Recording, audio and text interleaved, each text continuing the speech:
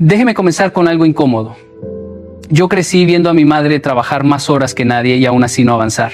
No era falta de esfuerzo, era falta de hábitos. Cuando viví en Japón, entendí algo que me golpeó fuerte. Allá la gente no se pregunta por qué me va mal, se pregunta qué estoy haciendo mal. Esa diferencia cambia destinos. Muchos aquí trabajan duro, se sacrifican, se cansan y siguen pobres. No porque no puedan, sino porque repiten conductas que los mantienen atrapados. Hoy no vengo a motivarlo, vengo a confrontarlo con respeto. Porque el día que usted deja de justificarse, empieza a liberarse. Durante mucho tiempo nos hicieron creer que la pobreza es una herencia, que si usted nació en cierto barrio, en cierta familia o en cierto país, ya tenía escrito su destino. Yo también crecí escuchando eso. Vi a personas buenas, trabajadoras, levantarse temprano, acostarse tarde y aún así no avanzar. Y durante años pensé que era injusticia, mala suerte o falta de oportunidades, hasta que me tocó vivir en una cultura completamente distinta y entendí algo que me incomodó profundamente.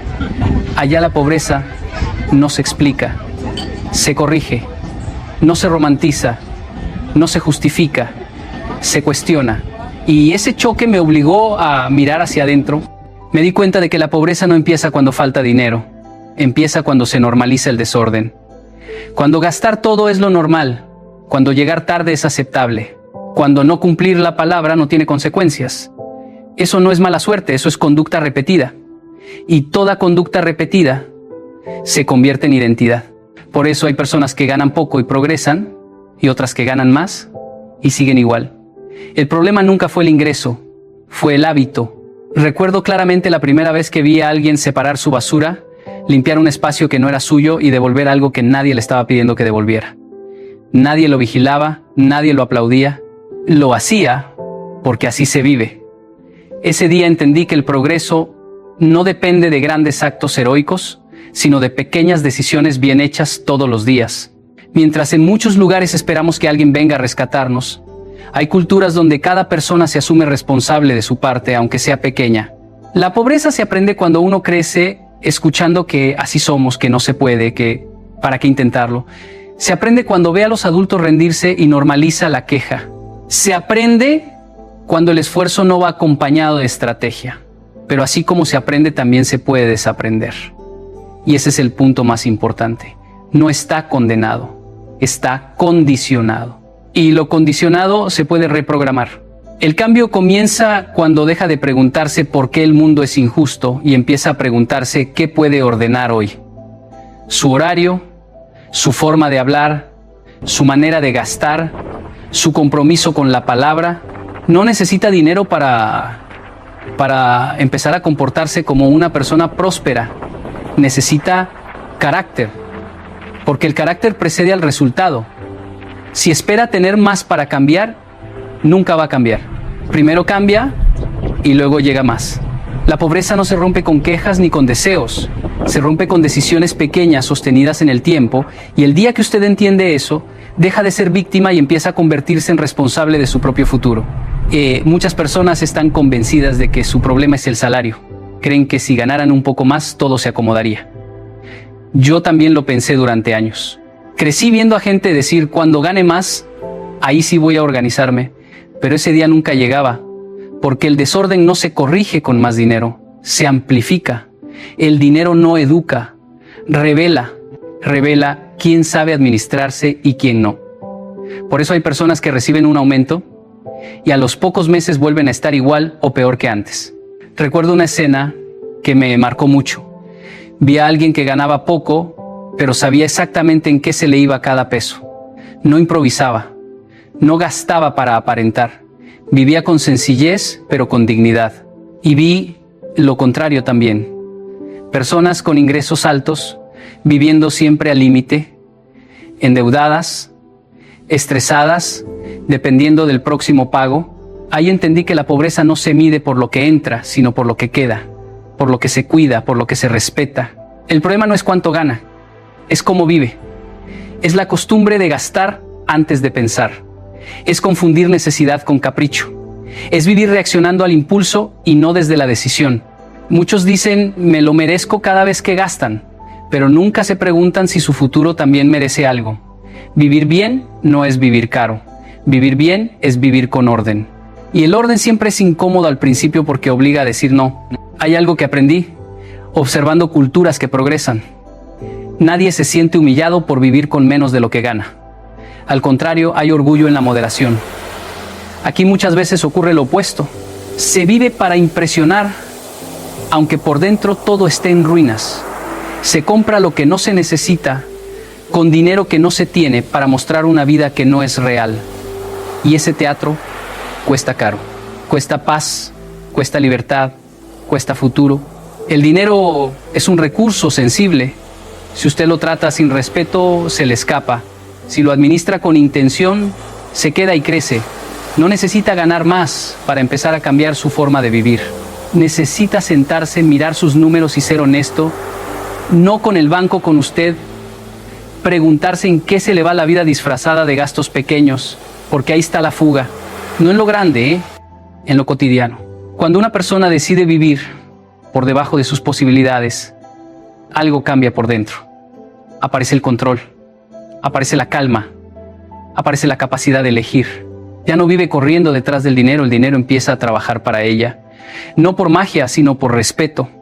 Y ese respeto se aprende viviendo distinto, no ganando distinto. El día que entienda que su estilo de vida pesa más que su salario, empezará a construir libertad incluso antes de tener abundancia. Durante mucho tiempo nos enseñaron a buscar motivación, como si fuera un combustible mágico que aparece cuando todo está alineado. Yo también caí en esa trampa. Esperaba sentir ganas para empezar, entusiasmo para continuar y ánimo para no rendirme. Pero la vida no funciona así. Hay días en los que no hay ganas, no hay ánimo y no hay motivación. Y aún así, las personas que avanzan hacen lo que tienen que hacer. Ahí entendí una verdad incómoda. La motivación emociona, pero la disciplina transforma. Recuerdo mis primeros años intentando cambiar hábitos. Me prometía empezar el lunes, el próximo mes, cuando tuviera más energía. Siempre había una razón válida para no comenzar, hasta que comprendí algo observando culturas que progresan. Nadie se pregunta si tiene ganas de cumplir con lo que debe. Simplemente se hace. No porque sea fácil, sino porque es necesario. La disciplina no depende del estado de ánimo, depende del compromiso. La motivación es inestable. Un día está, al otro no. Si su progreso depende de cómo se siente, su vida será una montaña rusa. Hay días en que se levantará cansado, confundido, sin claridad, y aún así tendrá que actuar. La disciplina aparece precisamente allí. Cuando no hay aplausos, cuando nadie mira, cuando el cuerpo pide descanso pero la visión pide avance. Eso no se ve en redes sociales, pero es lo que cambia destinos. Vi personas levantarse temprano todos los días sin que nadie se los pidiera. No eran más inteligentes ni más talentosas. Simplemente habían decidido obedecer una rutina, dormir a cierta hora, llegar a tiempo, cumplir la palabra, ahorrar aunque doliera, estudiar aunque cansara. Y con el tiempo esas pequeñas acciones se convirtieron en resultados grandes, no porque fueran genios, sino porque fueron constantes. La disciplina no es castigo, es estructura. Es lo que le da forma a su libertad futura. Al principio incomoda porque rompe con el placer inmediato, pero después libera porque le devuelve el control. La persona disciplinada no vive esclava del impulso ni de la excusa. Decide, y decidir es poder. Cada vez que hace lo que debe hacer sin depender de cómo se siente, fortalece su carácter. Y el carácter siempre termina sosteniendo el éxito. No espere sentirse listo. No espere inspiración. No espere que alguien lo empuje. Haga hoy lo que debe hacer, aunque no tenga ganas. Empiece con algo pequeño y repítalo hasta que se vuelva parte de usted. Porque cuando la disciplina se convierte en identidad, la pobreza deja de tener espacio en su vida. La disciplina no promete comodidad, promete resultados. Y quien la abraza deja de esperar milagros y empieza a convertirse en uno. Postergar parece inofensivo. Nadie se siente culpable por decir mañana, cuando esté listo o cuando tenga más tiempo. Yo también lo hice. Durante años me convencí de que estaba siendo prudente, de que esperar era una forma de pensar bien las cosas. Pero con el tiempo entendí algo duro de aceptar. Muchas veces no estaba esperando el momento correcto, estaba evitando la incomodidad. Y eso es rendirse sin admitirlo. Postergar es una forma elegante de huir del miedo. Miedo a fallar, miedo a equivocarse, miedo a quedar en ridículo, miedo a descubrir que tal vez sí podía y no lo intenté antes. Entonces la mente fabrica excusas muy razonables. Todavía no es el momento. Me falta aprender más. Cuando tenga más dinero empiezo. Y mientras tanto, la vida sigue avanzando sin pedir permiso. Las oportunidades no esperan a que uno se sienta preparado. Recuerdo haber conocido personas con ideas brillantes que nunca pasaron de la conversación. Siempre estaban a punto de empezar algo, siempre estaban afinando el plan, siempre estaban esperando una señal. Años después, seguían en el mismo lugar, pero con más frustración y menos energía. No fracasaron, simplemente nunca se atrevieron a empezar. Y ese tipo de derrota no deja cicatrices visibles, pero sí una sensación profunda de haber traicionado su propio potencial. El problema de postergar no es solo el tiempo que se pierde, es la identidad que se construye. Cada vez que posterga una decisión importante, le enseña a su mente que puede seguir huyendo. Se vuelve experto en excusarse y principiante en actuar, y con el tiempo, esa conducta se normaliza. Ya no duele, ya no incomoda, se convierte en forma de vida, una vida ocupada pero estancada. Actuar no garantiza éxito inmediato, pero no actuar garantiza exactamente el mismo resultado de siempre. No necesita tener todo claro para empezar. La claridad aparece en el camino, no antes. La mayoría de las personas que avanzan no sabían cómo lo iban a lograr cuando comenzaron. Solo sabían que quedarse quietos no era una opción. Decidieron y corrigieron sobre la marcha. Eso es madurez.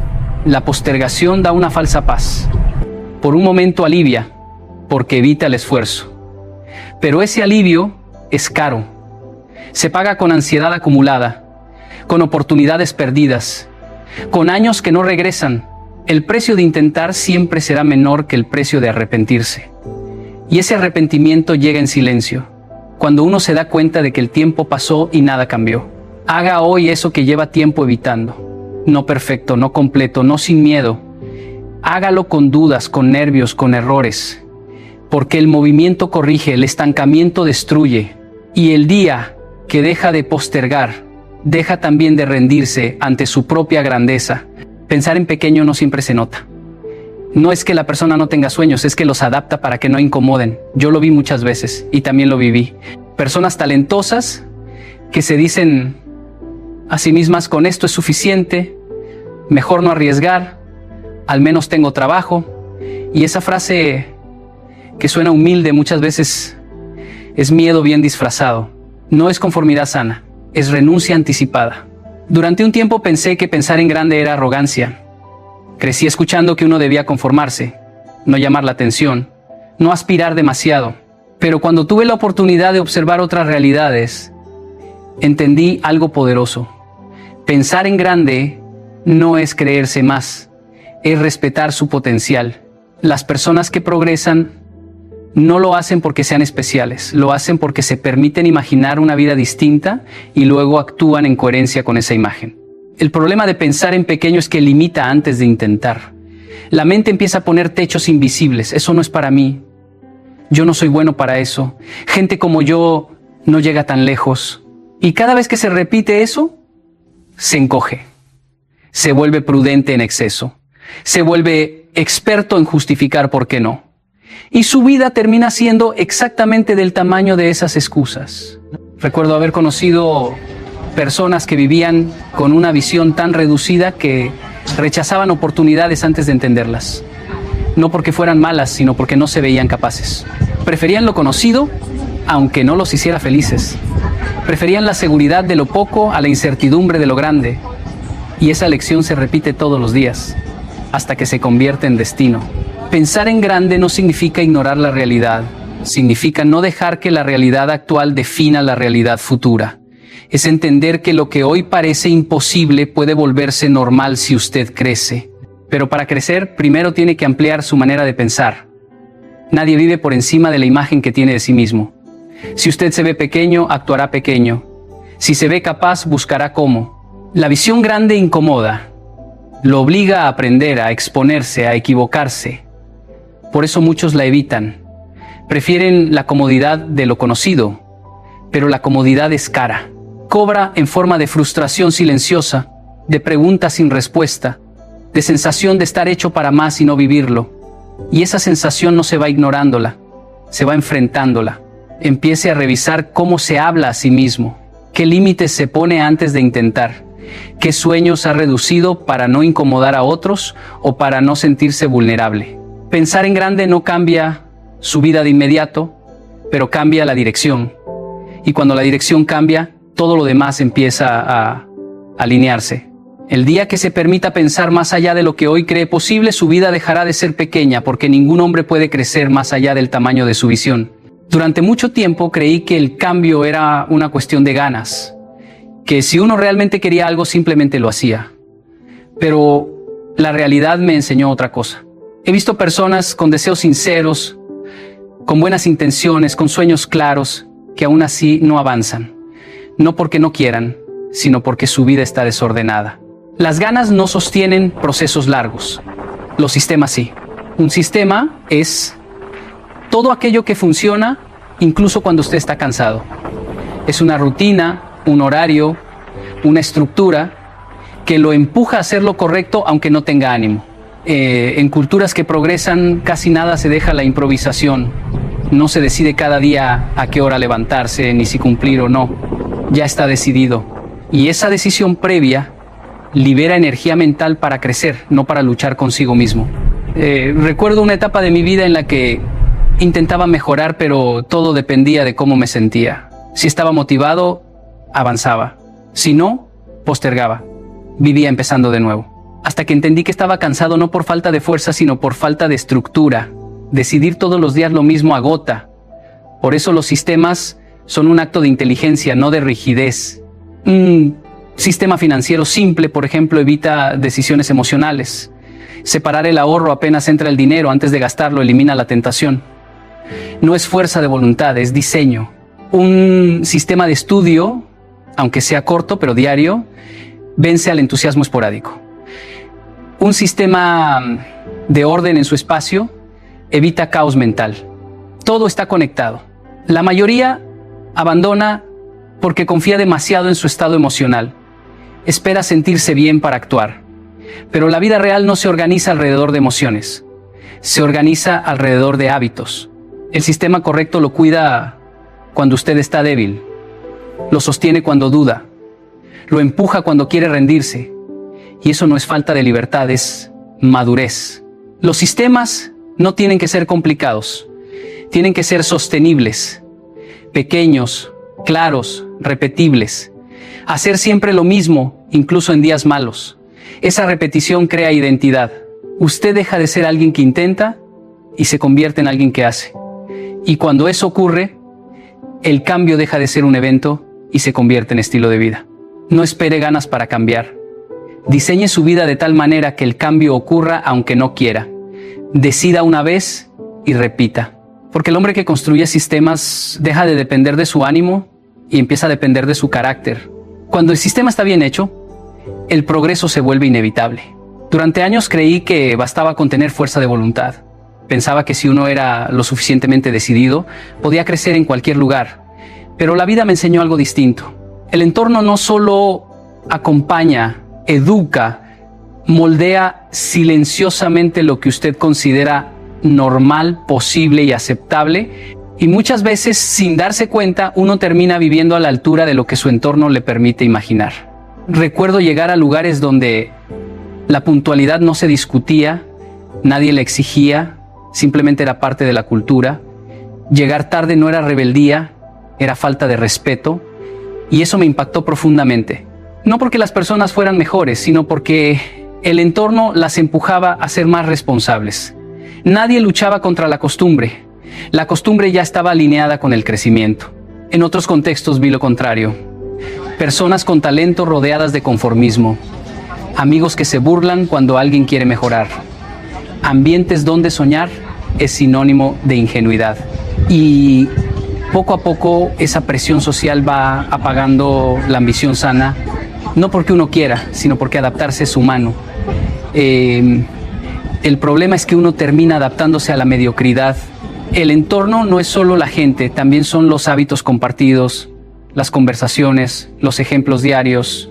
Si todo el tiempo se habla de escasez, de que no se puede, de que el sistema está en contra, esa narrativa se vuelve verdad interna. Y desde ahí se toman decisiones. Nadie se esfuerza por algo que cree imposible. Nadie cuida lo que no valora. Cambiar de entorno no siempre significa mudarse. A veces significa elegir con quién pasa su tiempo, qué escucha, qué consume, qué normaliza. Significa dejar de romantizar amistades que lo mantienen pequeño. No por desprecio, sino por amor propio. Hay personas que no quieren verle crecer porque su crecimiento les recuerda su estancamiento. También el entorno físico habla. Un espacio desordenado enseña descuido. Un lugar caótico produce mente caótica. No es casualidad. Todo comunica, todo educa. Y cuando usted se rodea de orden, de disciplina, de gente que avanza, algo dentro se alinea. No por presión, sino por inspiración. No se trata de creerse superior. Se trata de ser estratégico. Nadie florece en tierra equivocada. Una semilla no se culpa por no crecer en el desierto. Simplemente necesita otro suelo. Y usted también. Si su entorno actual no alimenta la versión de usted que quiere construir, no es lealtad quedarse, es miedo. Empiece a evaluar qué le rodea y qué le está enseñando sin palabras, porque su entorno puede ser el impulso que lo eleva o el peso que lo mantiene atado. El día que elija conscientemente dónde y con quién crecer, su destino dejará de ser accidente y empezará a ser decisión. Hay personas que se levantan todos los días cansadas sin saber exactamente por qué. No es solo el trabajo, es la falta de dirección. Yo viví etapas así. Hacía muchas cosas, estaba ocupado pero no avanzaba. Cuando no hay metas claras, la vida se vuelve reactiva. Uno no decide, responde. No construye, sobrevive. Y sobrevivir consume más energía que avanzar. Sin metas, cualquier esfuerzo parece pesado. Usted trabaja, paga cuentas, resuelve problemas y al final del mes siente que no llegó a ningún lado, porque no iba a ningún lado en específico. La meta no es una fantasía, es un punto de referencia. Es lo que le da sentido al sacrificio. Cuando sabe para qué hace algo, el cansancio duele menos. Cuando no lo sabe, todo pesa. Vi personas esforzarse durante años sin una dirección definida. No eran perezosas, al contrario, trabajaban mucho, pero como no tenían un norte, aceptaban cualquier cosa, decían sí a todo, cambiaban de rumbo constantemente y esa falta de enfoque los mantenía ocupados pero estancados. El movimiento sin propósito no es progreso, es desgaste.